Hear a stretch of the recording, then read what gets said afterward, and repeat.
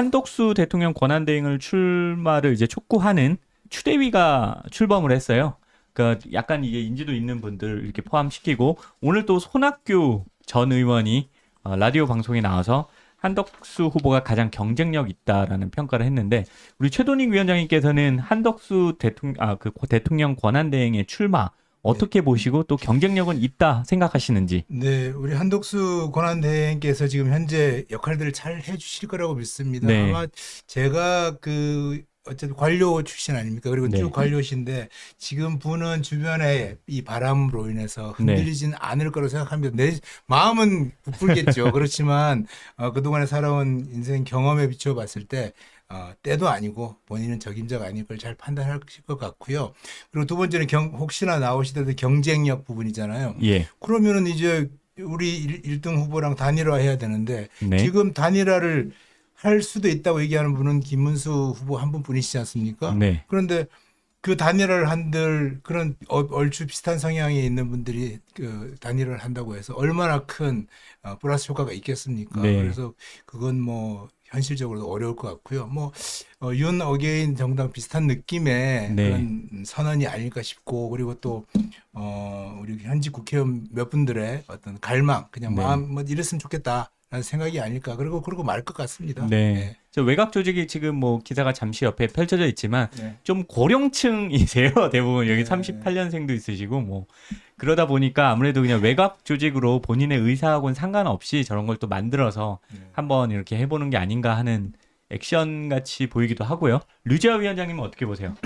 한덕수 추대위. 일단 거기에 손학규 전 대표라고 말씀드리겠죠. 네. 손학규 전 대표가 징크스 같은 게 좀 있습니다. 손학규 징크스. 예, 손학규 징크스가 되게 유명한데 이분이 뭔가 대선 출마 선언을 하거나 굉장히 중대한 발표를 할 때 뭔가 김이 확 새는 나라에 다른 일이 생겨서 네, 이슈가. 본인에게 주목을 전혀 받지 못하는 네. 그리고 이제 그 만덕산이 자꾸 부르세요 또 만덕산으로 가서 계시다가 또 나오다가 다시 들어가시고 막 하거든요. 네. 그래서 이번에도 좀 비슷한 일이 발생하지 않을까 그런 생각을 하고 한덕수 권한대행 자체는 굉장히 훌륭한 분이시죠. 네. 네. 관료 경험이 아주 이제 관료 경험도 많으시고 경륜이 이번에, 있죠. 예, 안정감 있게 국정을 이끌어가고 계시죠. 근데 세 가지가 없습니다. 어떤 오늘 계속 세 가지 얘기를 하는 거예요. 준비해 첫째. 오셨구나. 이 대통령 그 선거에서 경선에 나가려면 적어도 단일화 국면에 들어서려면 세 가지가 필요한데 첫째 돈이 필요해요. 네. 국민의힘 후보는 정당 자금이 있죠. 근데 무소속 후보는 자금이 없어요. 그렇죠. 하루하루 돈이 얼마가 나가는지 아십니까? 그 돈을 감당할 수가 없어요. 예. 두 번째 조직이 있어야 돼요. 바람몰이 할 수 있는 조직이 있어야 되는데 네. 당을 업고 있지 않잖아요. 맞아요. 그럼 그 조직이 아무리 뭐 국민 추대위를 만든다고 하더라도 한계가 있습니다. 세 번째 정치 경험이 있어야 돼요. 아무나 정치하는 거 아닙니다.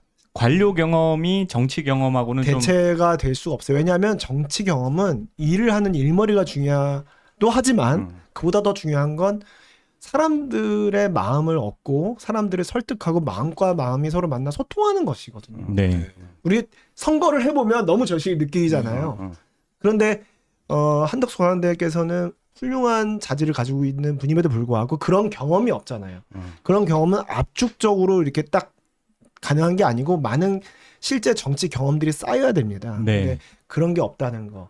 그게 이제 문제고 그런데 한덕수 권한대행이 제일 중요하게 생각하는 게 무책임한 모습을 보이지 않는 거라고 하는데 결정적으로 지금 만약에 권한대행 그만두고 나오신다면 무책임하다는 얘기를 들으실 수가 있어요. 그래서 여러모로 한덕수 권한대행께서 고민이 깊으시겠다 이런 생각은 듭니다. 그동안 쌓아온 어떤 레퓨테이션 같은 게 그래도 있는데 그게 마지막에 뒤집히는 건 너무 그 아쉽죠. 반기문 총장이 제 고등학교 선배님이에요. 모르죠. 그 대명문고 충주고등학교 선배님이신데 아이고. 깨알자랑. 깨알자랑. 근데 그 선배님이 이제 나오셨을 때 제 네. 고향에서도 이제 여러 같은 지지를 했죠. 근데 그 2주 만에 그렇죠. 후퇴하셨어요. 맞아요. 그때 그 배경이 여러 가지가 있겠지만 뭐 퇴주잔도 있고 뭐 여러 가지가 있죠.